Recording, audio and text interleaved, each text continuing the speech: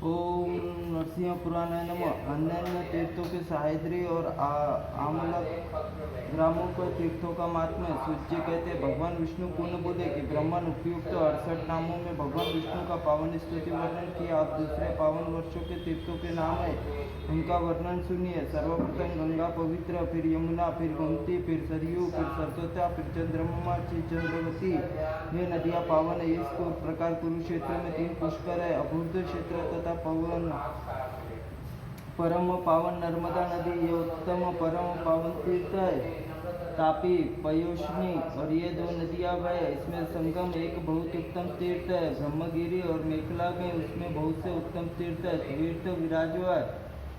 विरज तीर्थ भी समस्त पापों को क्षीण करने वाला है तथा चतुरानंद गोदावरी नदी सर्वत्र परम पावन है। कमलोद्दा तुंगभद्रा नदी भी अत्यंत पवित्र करने वाली है, जिसके तट पर मुनियों ने पूजित होकर भगवान शंकर का स्वयं निवास करता हूँ। दक्षिण गंगा, कृष्ण, विशेषतः कावेरी पुण्य नदियाँ भी इसमें अतिरिक्त कमलोदो, सहाद्र पर्वत, आमलक ग्राम में निवास करता हूँ। वहाँ देवदेव नाम से प्रसिद्ध श्री विग्रह तुम स्वयं सदा पूजन करते हो। समस्त पापों को हर लेने वाला अनेक तीर्थ में स्नान और आचमन करके मनुष्य पाप से मुक्त हो जाता है।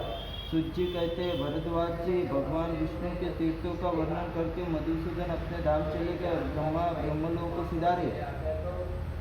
भरद्वाज जी बोले, धर्मज्ञ, उस आलम ग्राम तक के जो पुण्य तीर्थ है उसमें आप विस्तार पूर्वक यथार्थ पूर्वक वर्णन कीजिए। देवेश्वर भगवान विष्णु स्वयं ब्रह्मा जी के द्वारा पूजित होते हैं। इस क्षेत्र में उत्पत्ति कथा महात्म्य यात्रा पर्व को विस्तृत विवरण प्रस्तुत कीजिए। सूची कहते हैं मामने सहद्र पर्वत पर आलमक तीर्थ में आविर्भाव आदि में पवित्र पापनाशक कथा मैं आपसे कह रहा हूँ। ध्रुवलोक में सहाद्र पर्वत पर वन में एक बहुत सा बड़ा औरले का वृक्ष था। उस बुद्धिमान लोगों ने महाउग्र नामक बीज दिया था।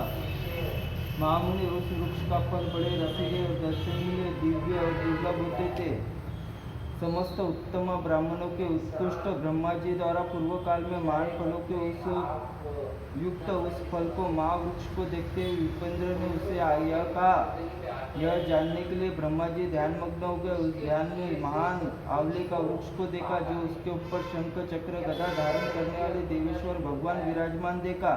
फिर उन्होंने उसे ध्यान से निवृत्त होकर खड़े होकर दृष्टिपात किया। फिर वृक्ष के स्थान पर केवल भगवान विष्णु की प्रतिमा दिखाई दी।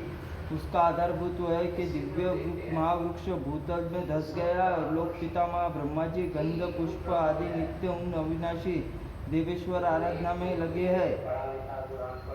करने लगे। उस समय उनके द्वारा 12 और 7 बार भगवान की पूजा संपन्न हुई।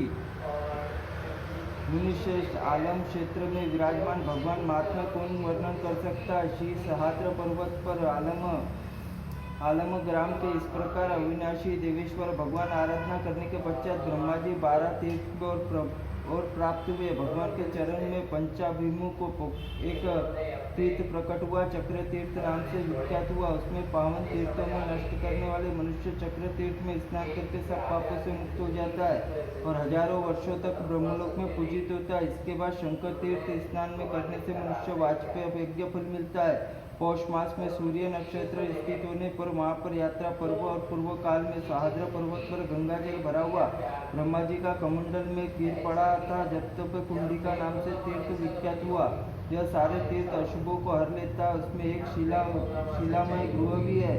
उस तीर्थ में स्नान करके मनुष्य तत्काल सिद्धि प्राप्त करता है। जो मनुष्य उस तीर्थ में 3 रात उपवास करके स्नान करता है, वह सब पापों से मुक्त होकर ब्रह्मलोक को पूजित होता है। कुंडिका तीर्थ में पिंड स्थान नामक तीर्थ से दक्षिण ऋणमोचन नामक तीर्थ है, जो सब इसके तीर्थों में उत्तम गृह है। जिसमें 3 रात का उपवास करके स्नान करता है, निस्संदेह तीनों ऋणों से मुक्त हो जाता है। मनुष्य पिंडदान स्नान करके श्रद्धा करके सभी पितरों को विद्वेषपूर्वक विविधपूर्वक पिंडदान करता है। उसके पितर पूर्ण प्रकार तृप्त होकर अवश्य पितृलोक को प्राप्त होंगे।